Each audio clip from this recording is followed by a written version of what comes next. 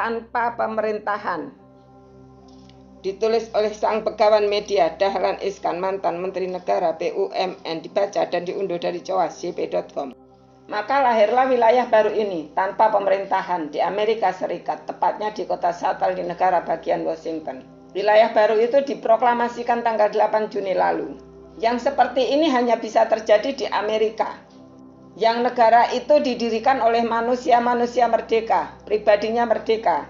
Nama wilayah baru itu Capitol Hill Autonomous Zone, disingkat CAS. Luasnya 6 blok. Posisi wilayah itu di pusat kota Seattle, kota terbesar di negara bagian Washington.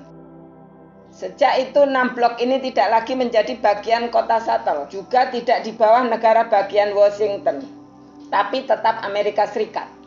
Proklamasi itu dilakukan oleh warga yang tinggal di 6 blok tersebut. Warga di situ menyatakan bisa mengurus diri sendiri, tanpa pemerintah perlu ikut mengatur.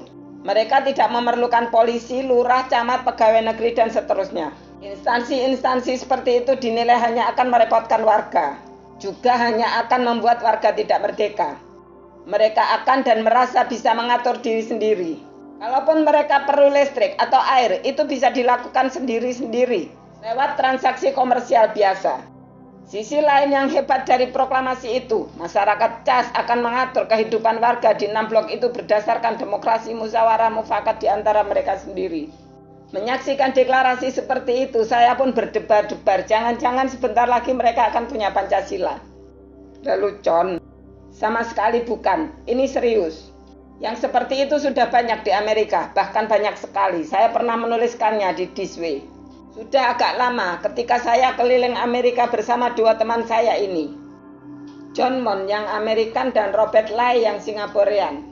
Di sana ada lebih 1000 wilayah kecil seperti itu yang tanpa pemerintahan, yang kelompok masyarakatnya merasa mampu mengurus diri sendiri. Dalam sistem kenegaraan di Amerika itu disebut unincorporated community. Misalnya saat kami berkendara dari Norfolk di Virginia ke Washington DC, lewat Delaware melalui terowongan bawah laut yang amat panjang. Tiba-tiba John melihat ada papan nama Unincorporated Community di dekat sebuah perumahan. Itu yang kita diskusikan tadi, ujar John sambil menunjuk papan nama itu. Sebetulnya tadi itu bukan diskusi, lebih pada kuliah privat tentang sistem pemerintahan dan politik di Amerika. Sepanjang jalan, 5 jam sebelum makan dan 5 jam setelah makan, kami memang tidak pernah kehabisan bahan diskusi. Begitu juga keesokan harinya, lusanya, dan lusanya lagi. Begitu John menunjuk papan nama itu, saya pun menghentikan mobil. Kebetulan saya yang lagi pegang kemudi. Kebetulan lagi ada pompa bensin di dekat situ. Perumahan itu tidak luas, sekitar 20 rumah, besar-besar. Sebenarnya tidak tepat juga disebut perumahan. Jarak antar rumah jauh-jauh. Masing-masing rumah dikelilingi pohon-pohon besar yang rindang dan semak-semak. Kampung seperti itu tidak tercakup di administrasi desa di situ. Tidak juga di bawah Pemda manapun.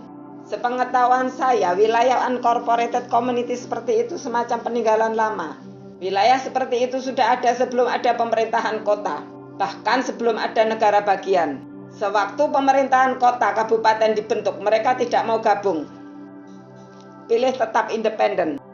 Tapi rasanya baru di Seattle ini, yang di era modern seperti ini masih ada yang mau mendeklarasikan independen. Istilahnya pun tidak mau sama. Tidak unincorporated community, tapi CAS. Sama saja. Wali kota Seattle tenang-tenang saja, tidak ada nada jengkel, apalagi sampai nangis-nangis. Tidak menentang juga tidak menyetujui. Sang wali kota menyadari sepenuhnya hak tertinggi adalah milik warga. Gubernur Washington juga tidak ambil pusing, kemerdekaan adalah hak segala warga. Yang kebakaran jenggot justru siapa lagi kalau bukan Presiden Donald Trump. Presiden langsung mengeluarkan perintah, ambil alih, sekarang juga, segera unggah Trump di Twitternya. Pernyataan keras itu ditujukan kepada wali kota Seattle dan Gubernur Washington. Kalau kalian tidak melakukan, saya yang akan melakukan, tulis Trump. Yang diperintah tenang-tenang saja, tidak sedikit pun acuh. Ketika Trump kian murka menganggap itu terorisme lokal, barulah wali kota Seattle beraksi. Juga keras terhadap Presiden Trump. Inilah respon sang wali kota. Baiknya Presiden Trump kembali masuk bunker biar kami tenang.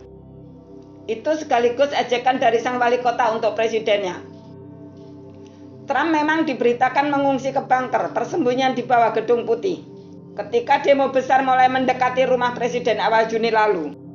Trump sendiri berdalih itu bukan untuk mengungsi, apalagi takut. Kepergiannya ke bawah tanah itu untuk inspeksi. Mungkin Trump beranggapan deklarasi wilayah CAS itu bagian dari protes pada kepresidenannya. Trump memang sangat sensi belakangan ini atau sejak dulu. Jangan-jangan Trump juga tidak tahu bahwa di Amerika unincorporated community seperti itu diperbolehkan. Sensi di demo itu wajar. Demo antirasialis itu terjadi di mana-mana, termasuk di Seattle. Akibat terbunuhnya George Floyd di Minneapolis itu. Itulah gelombang demo terbesar sejak tahun 1960.